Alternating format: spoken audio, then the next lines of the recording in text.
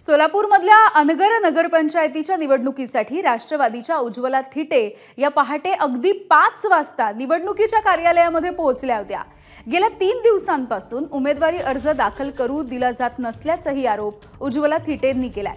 अखेर आज त्यांनी उमेदवारी अर्ज दाखल केलाय। अनगर नगरपंचायतीसाठी उमेदवारी अर्ज दाखल केल्याच्या नंतर राष्ट्रवादीच्या उमेदवार उज्ज्वला थिटे यांनी एबीपी माझा सोबत देखील बातचीत केली आहे। सोलापूर जिल्ह्यातील 11 नगर परिषद आणि 1 नगरपंचायतीची निवडणूक पार पडते आणि या सगळ्यांमध्ये एका नगरपंचायतीची सर्वाधिक चर्चा होते, ती संपूर्ण राज्यभरात होते, ते म्हणजे अनगर नगरपंचायत। आणि त्याला कारण आहे राष्ट्रवादी अजित पवार गटातर्फे उमेदवारी अर्ज दाखल केलेला उज्ज्वला थिटे, ते आपल्या सोबत आहेत। तर 11 नगर परिषद आणि 1 नगरपरिषद जिल्ह्यामध्ये आहे, नगरपंचायत जिल्ह्यात आहे, मात्र सर्वाधिक चर्चा होते ती अनगर नगरपंचायत। त्याला कारण आहे तुम्ही अर्ज भरलाय, काय कारण होतं, काय भूमिका आहे उमेदवारी अर्ज दाखल करण्याची? मी कारण असायचं म्हणजे कसं तिथं 68 वर्ष झालं ग्रामपंचायत होती, ते नंतर नगरपंचायतमध्ये कन्वर्ट झाल्यानंतर आता ते प्रथम बिनविरोध होणार आहे का, तीच परंपरा तिथं कायम राहणार आहे का, कोण फॉर्म भरू शकेल का, ही उत्सुकता जनतेमध्ये होती, प्रत्येक महाराष्ट्रामध्ये होती। आणि मग तो आज मान मला मिळालाय। आता मी इच्छुक उमेदवार होते। मला राष्ट्रवादी काँग्रेस पक्षाचे राष्ट्रीय अध्यक्ष अजितदादा पवार आणि प्रदेशाध्यक्ष सुनीलजी तटकरे साहेब आणि उमेशदादा पाटील जिल्हाध्यक्ष यांच्याकडे मी मागणी केली असता त्यांनी मला एबी फॉर्म दिला आणि मग मी उमेदवारी दाखल करायचे 3 दिवस झाले जात होते आणि आज ते यशस्वी झालं। तो प्रयोग अक्षरशः पोलिसांच्या संरक्षणामध्ये छावणी स्वरूप त्या अनगर नगरपंचायतला करत होतं।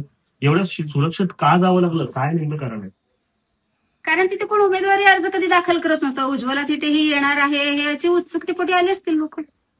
आणि तुम्हाला पोलिसात का जावं लागलं? पोलिसात का जावं लागलं कारण मला गेली 4 दिवस झाला अनुभव आला की मला तिथे जाऊ दिलं जात नव्हतं। वेगवेगळे ट्रॅक्टर्स त्या वेगवेगळ्या रस्त्याने लावलेले होते, तिथे गाड्या चेकिंग करत होते। उज्ज्वला थिटे आणि तिचा मुलगा कोणत्या गाडीमध्ये दिसलं तर तिथं हल्ला वगैरे करायचा आम्हाला सूत्रांकडून, दुसऱ्या गुप्तहेरांकडून समजत होतं।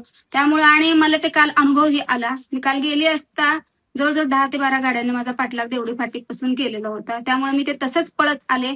काही गाड्या ब्रिजवरून गेल्या आणि मी तिथे गाडी थांबवण्याचा प्रयत्न केला, पण माझा मुलगाला नाही, कायदा हातात घ्यायचं नाही, आपण पोलीस स्टेशनला जाऊ। मग मी पोलीस स्टेशनला पळत गेले, तिथं मी दाखवलं तर पोलीस स्टेशन मधून मला थोडंसं जरा वेगळी वागणूक मिळाली। पण आज मोहोळचे पीआय हेमंत शेंडेसाठी खूप खूप आभारी आहे की आज तुम्ही खूप आम्हाला सहकार्य केलं, संरक्षणामध्ये घेऊन गेलात आणि संरक्षणामध्ये घरी मला पोहोच केलं, त्याबद्दल तुमची खूप खूप आभारी आहे। तुम्ही सातत्याने राजन पाटील यांच्यावरचे आरोप करतात, दहशत आहे म्हणताय, ते मात्र म्हणतात की गावात लोकशाही आहे, कुठल्याही दडपशाही शिवाय इथं लोकशाही पद्धतीनं लोक निवडले जातात, गाव संपूर्ण एकत्रित आहे, तुम्हाला फुल देण्याचे प्रयत्न झाले, ते स्वागत केलं जात आहे, असं सगळं त्यांचं म्हणणं आहे। त्यामुळे गावात दहशत नाहीये असं त्यांचं दावा आहे। हो, त्यांची दहशत नाहीये म्हणताना आता ती विधवा महिला 3 दिवस झालं फिरतच होती ना, अर्ज भरायला यूज दिली नाही, दुसरी दहशत अजून। ह्याचं उदाहरण काय देऊ?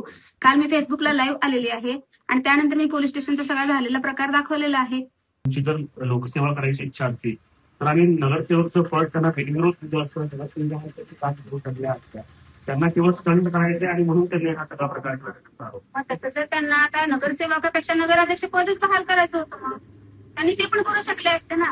जे नगराध्यक्ष पदात जरी त्यांच्या सुनबाईचं त्यांनी उमेदवारीचं सगळं त्यांनी घोषणा केलेली आहे, अर्ज दाखल केलेला आहे, म्हणायचं मग सरळ ते नाही तर मॅडम तुम्ही हेच घ्या। मी पण सुनबाईच होते ना, मी पण त्यांची मुलीसारखीच होते, दिलं असतं तर घेतलं असतं।